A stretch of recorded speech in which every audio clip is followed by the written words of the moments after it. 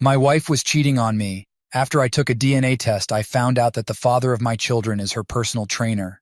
Melissa was given the right to remain in our home until the children finished high school, leaving me with the mortgage and utility expenses. In addition, she received half the value of my enterprise, and I had to continue making payments for her vehicle. She walked away with 60 of all our possessions, including bank accounts, investments, and retirement funds.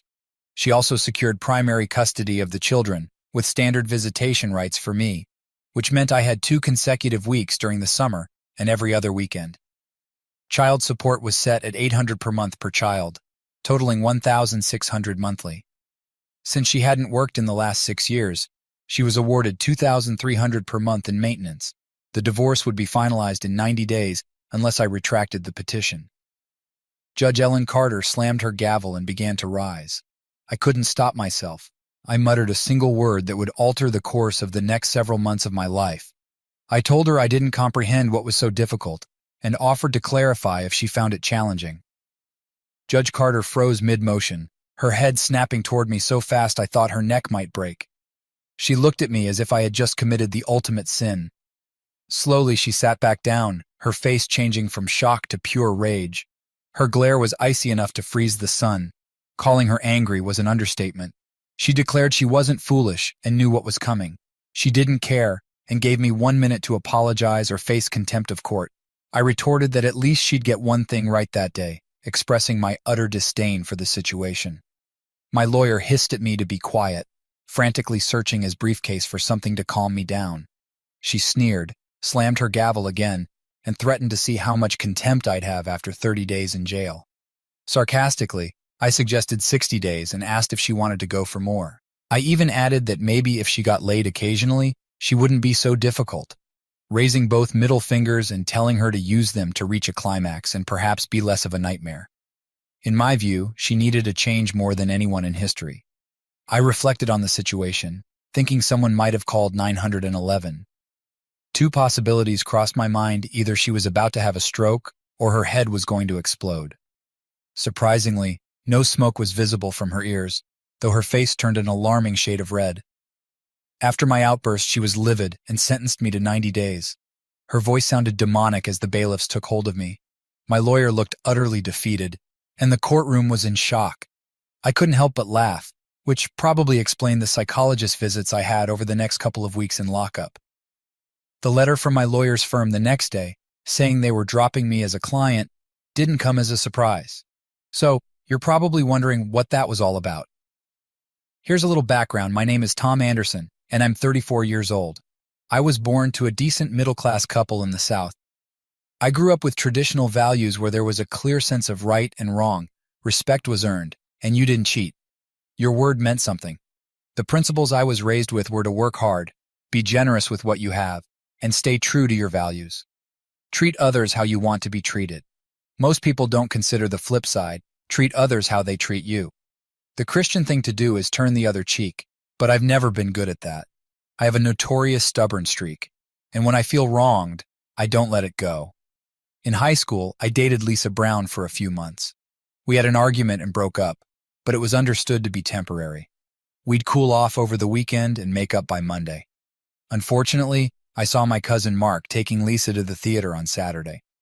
Mark and I were like brothers, the same age, inseparable growing up. He knew we'd probably get back together, but he took her out anyway.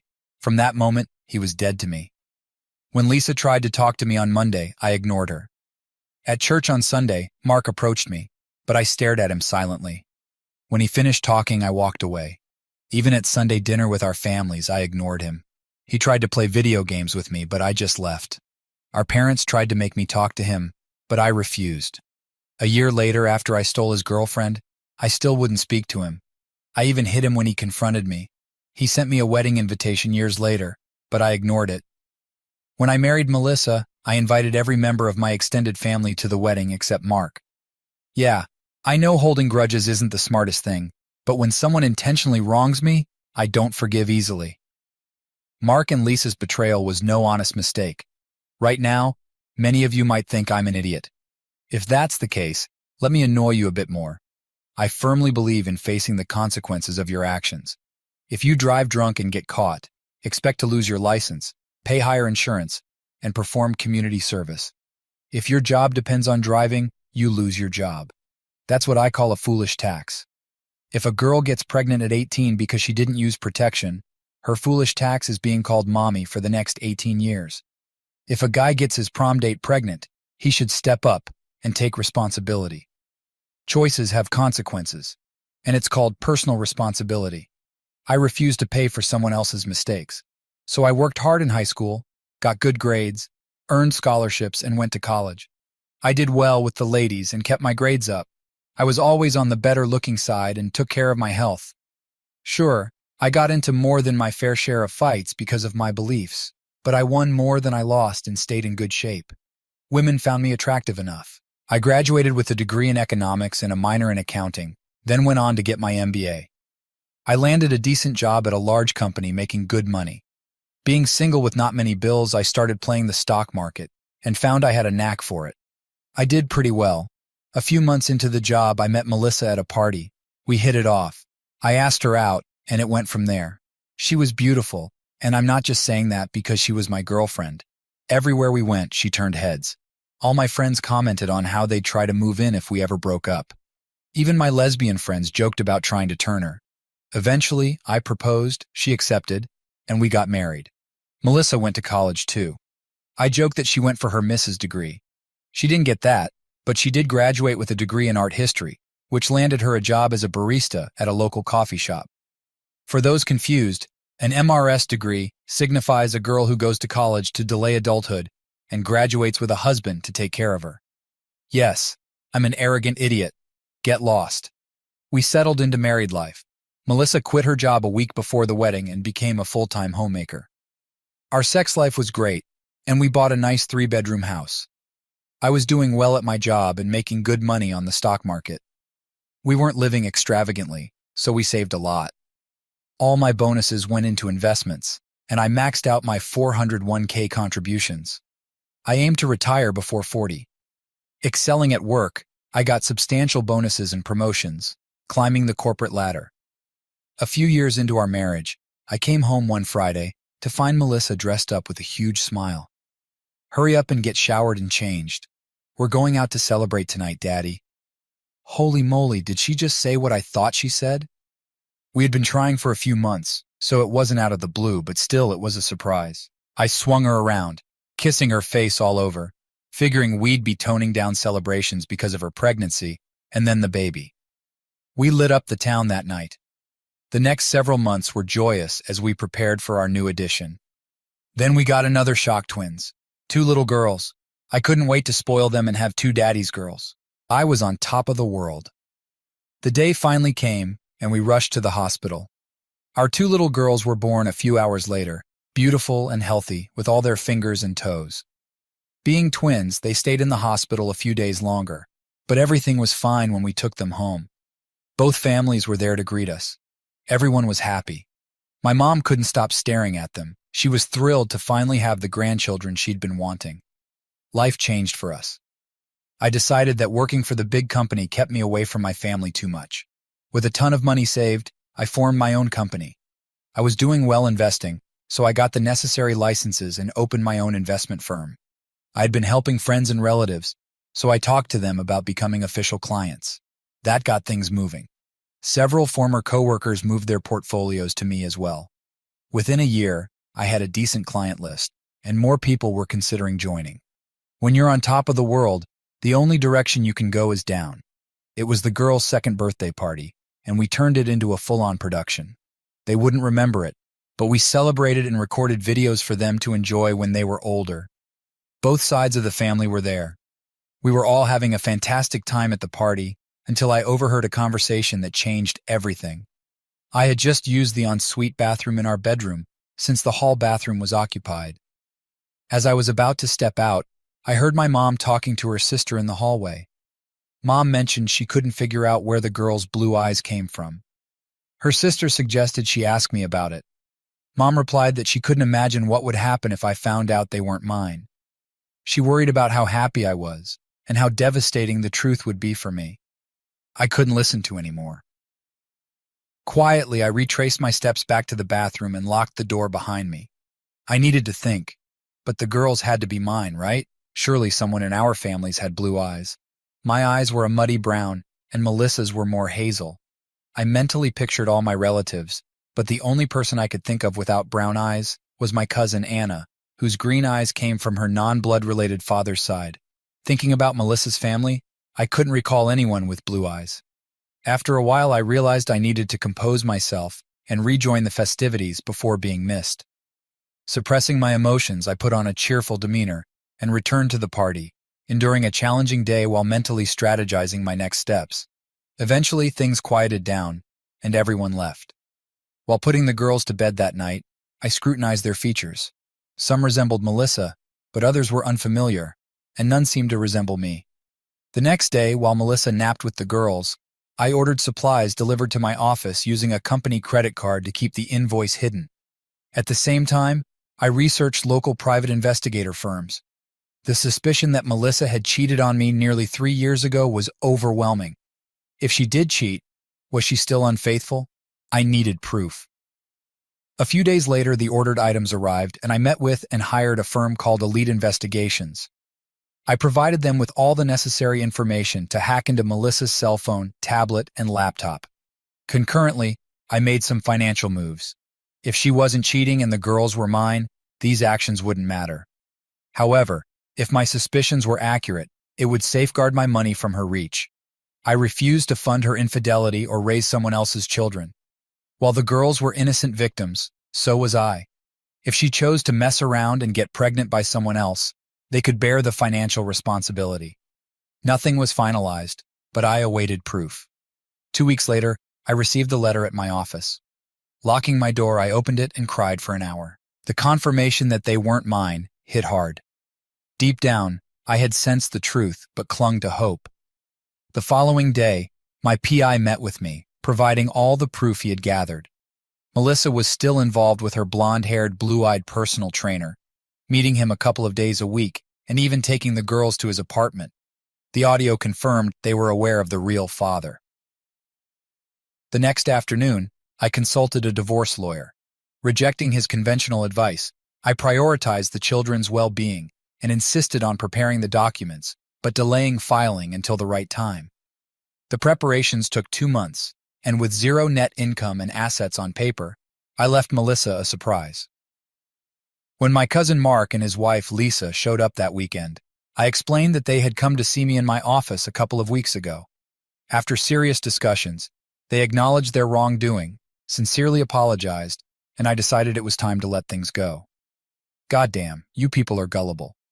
Yes, Mark and Lisa did visit me, and they did apologize. That's all true. I genuinely forgave them and welcomed them back into my life. However, I may have overlooked a couple of irrelevant details. Just coincidences, really. Lisa's family includes members who aren't above bending a few minor laws. Some are large and don't hesitate to engage in the occasional barroom brawl. There's even speculation, irrelevant to this story, that a few might be enforcers for a local group of shady businessmen, but it's just gossip.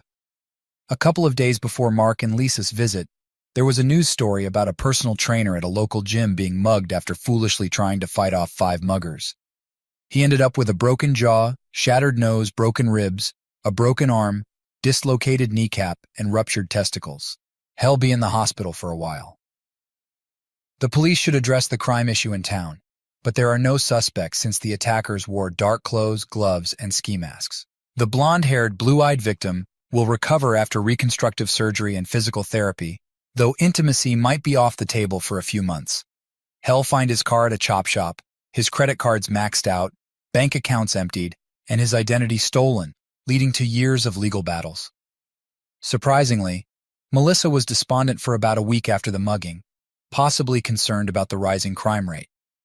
Despite my offer to enhance home security, she remained unsettled. On Monday morning, I instructed my lawyer to complete the paperwork and file it, aiming to have her served on Friday afternoon. He attempted to persuade me to make changes, but I remained firm.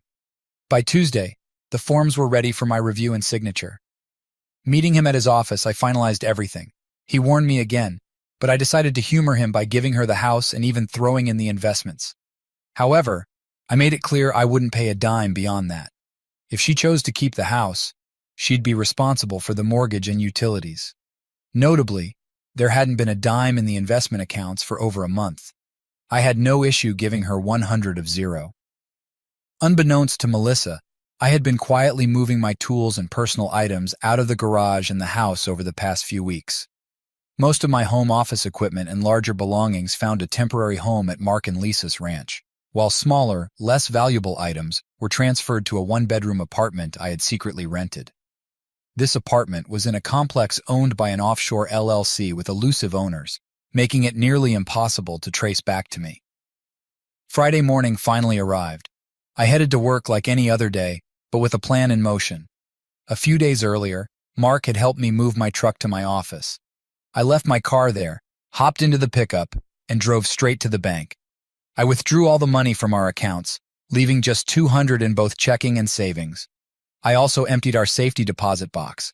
Then I drove to the ranch and combined the cash and valuables with my other belongings. I didn't want to risk anyone discovering a new safety deposit box or tracing a wire transfer. Cash would be necessary for what was to come. Why trust Mark and Lisa? Simple. The mortgage on their ranch was held by the same offshore LLC, and despite everything, Mark was still family. You don't mess with family without consequences. The rest of the family took it personally when Mark and I finally reconciled. Returning home late that morning, I parked a few blocks away to check the GPS tracker ID installed on Melissa's car. She was at the mall just as I expected. Rushing home, I parked in the driveway.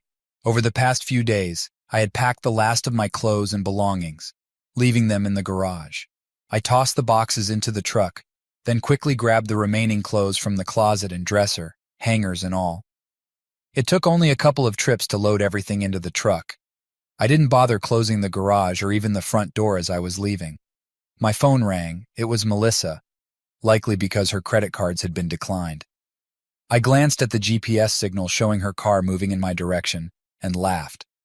I tossed my phone onto the table and walked out the door. Within minutes, I was several blocks away, arriving at my new apartment. I unloaded everything from my truck and set it up in my new place. 3 beers later, I sat back in my recliner when my new cell phone rang. Only a few people had this number, and Melissa wasn't one of them. I answered, and the voice on the other end told me she had been served. They assured me I'd receive the video soon. I simply said, "Okay, thank you," and hung up.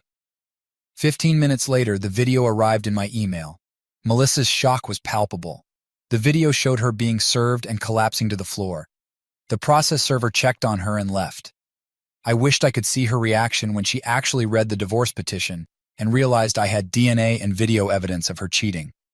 After that, everything moved at a glacial pace. I got several calls from my old office saying Melissa had called multiple times trying to reach me. She didn't believe them when they said I had resigned 2 weeks prior. She even showed up in person, causing a scene until the police were called to escort her off the property. Mark made a couple of calls to her, but she started pressuring him for information, suspecting his involvement. Restraining orders were filed against her on behalf of my former company and Mark, compelling her to back off. 2 weeks later, my lawyer contacted her to find out who her lawyer was, but she hadn't hired one yet.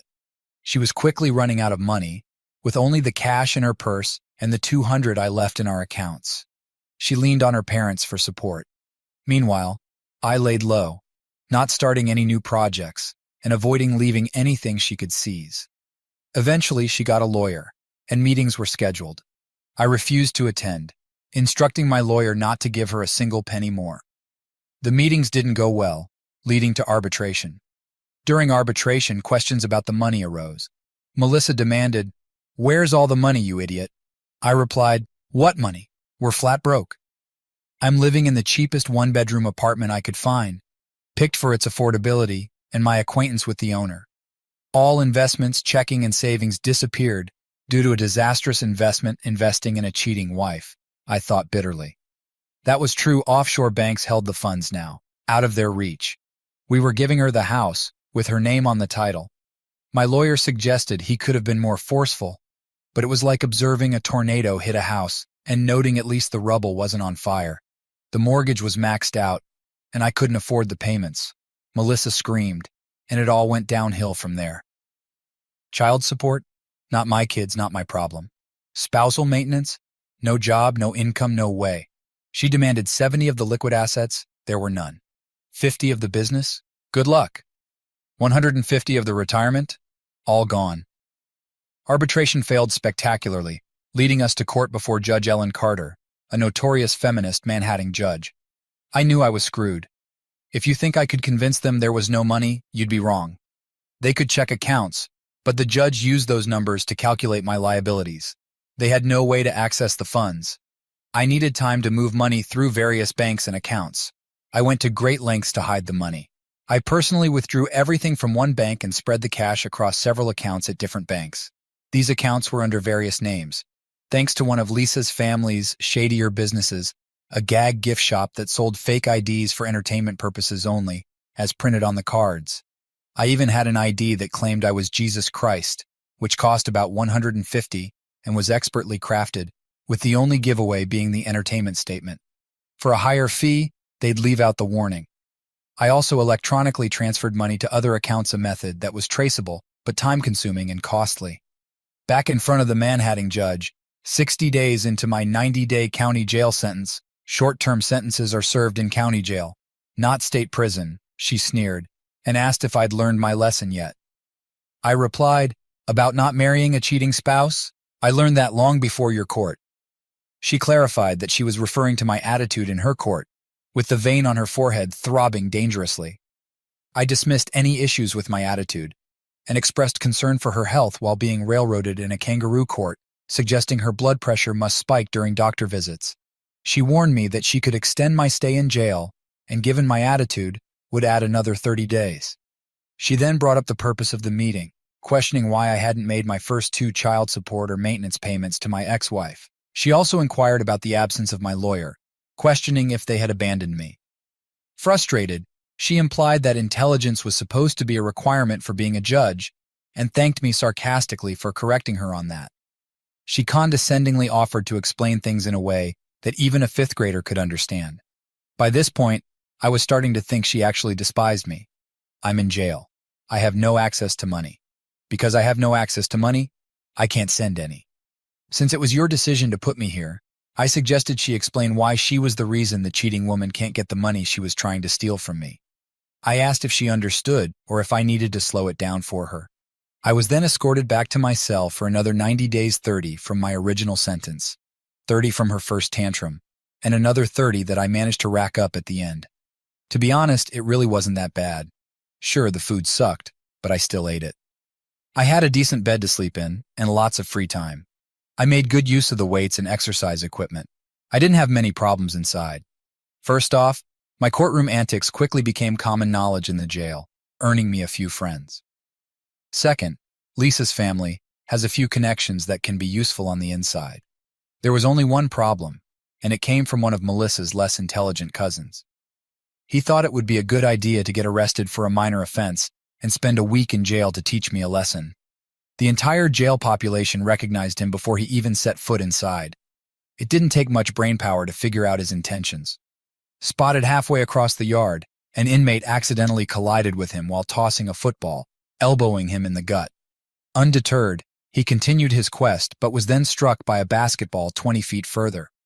The passer apologized profusely, and another accidental elbow to the chin followed while he was being helped up. After shaking off the incidents, he resumed his trek toward me. With my back turned, he tried to sucker punch me, but I wasn't clueless. Anticipating it, I spun around and delivered a forceful kick to his groin, a clear 65-yard field goal. His accumulated misfortunes landed him in the infirmary. 2 days later, he refused yard exercise, spending most of his time in his cell until he was released. Back in court, facing the judge, she inquired if I was ready to apologize. I asked, for what? She specified, my vile courtroom outburst. I responded, I really don't know what you're talking about. Dismissively, she warned me to keep a civil tongue or face an extended stay. I expressed frustration, mentioning that another judge might take over and that she was on my last nerve. Sarcastically, I suggested that I might start stomping my feet, and perhaps she'd need an EMT in the courtroom if she had a stroke. I pointed out that no child support, maintenance, mortgage, or utility payments had been made as ordered.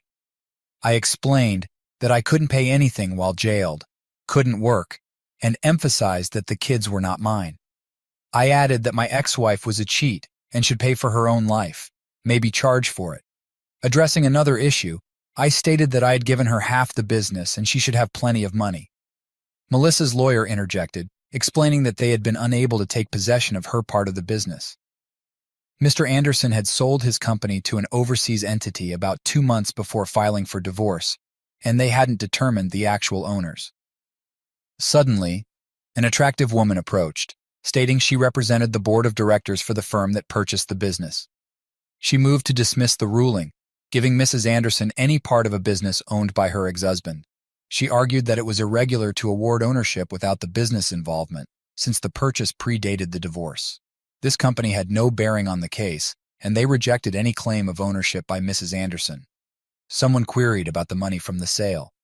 The young woman explained that the transfer of ownership and payments were conducted overseas.